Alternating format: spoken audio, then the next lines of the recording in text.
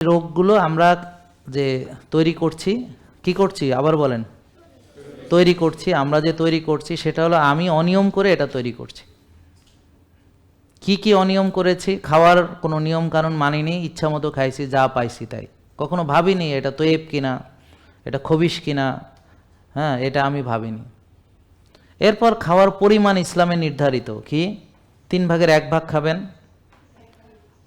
আসলে নিয়মটা হলো যে পুরো হাদিসটা হচ্ছে এরকম যে মানুষ তার পেট, মানে মানুষ একটি পাত্র খুব খারাপভাবে পূর্ণ করে, সেটা হলো কি তার পেট।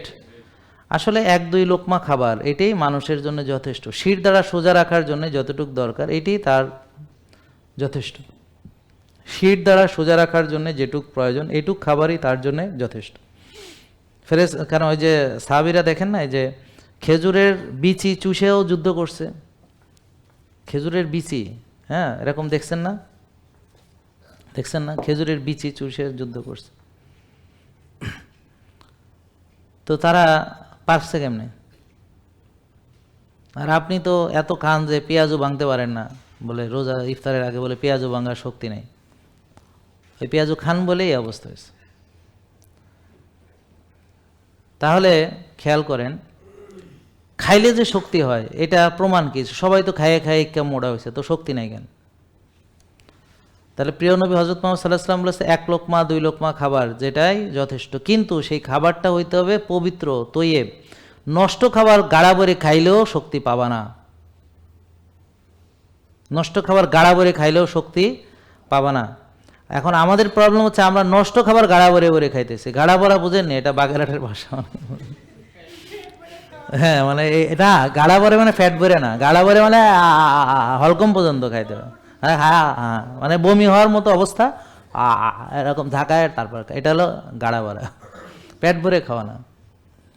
তো ইসলামে বলা হয়েছে যে 3/1 খেতে হবে, মানে সর্বোচ্চ সীমা, এটা হলো সর্বোচ্চ সীমা। 1 ভাগ ফাঁকা রাখবেন আর 1 ভাগ পানি খাবেন, নাহলে পরে আর ইবাদত করতে পারবেন না।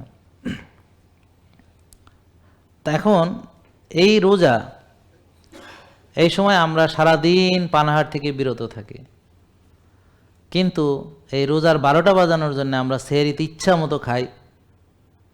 তাহলে জিজ্ঞেস করেন আমি সেহরিতে কি খাইছি? কি খাইছি ভাই? পিঙ্ক সল্ট মেশানো পানি খাইছে। দেখছেন, ওরা জানে। হ্যাঁ, আজকেও পিঙ্ক সল্ট মেশানো পানি খাইছে। কালকে ইফতার কি দিয়ে করছি?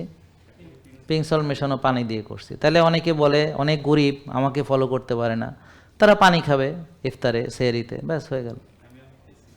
হ্যাঁ, আর রাতের খাবারে তারাবি পড়ার আগে তার সামর্থ্য অনুযায়ী সে সবজি, ডিম, মাছ যেটি জোগাড় করে সাথে একটু সরিষার তেল দিয়ে খেয়ে নেবে, শেষ।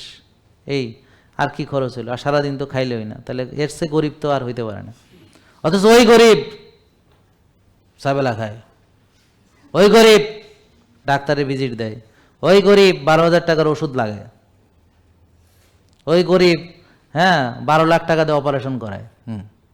খালি খাওয়ানোর খেলা গরিব।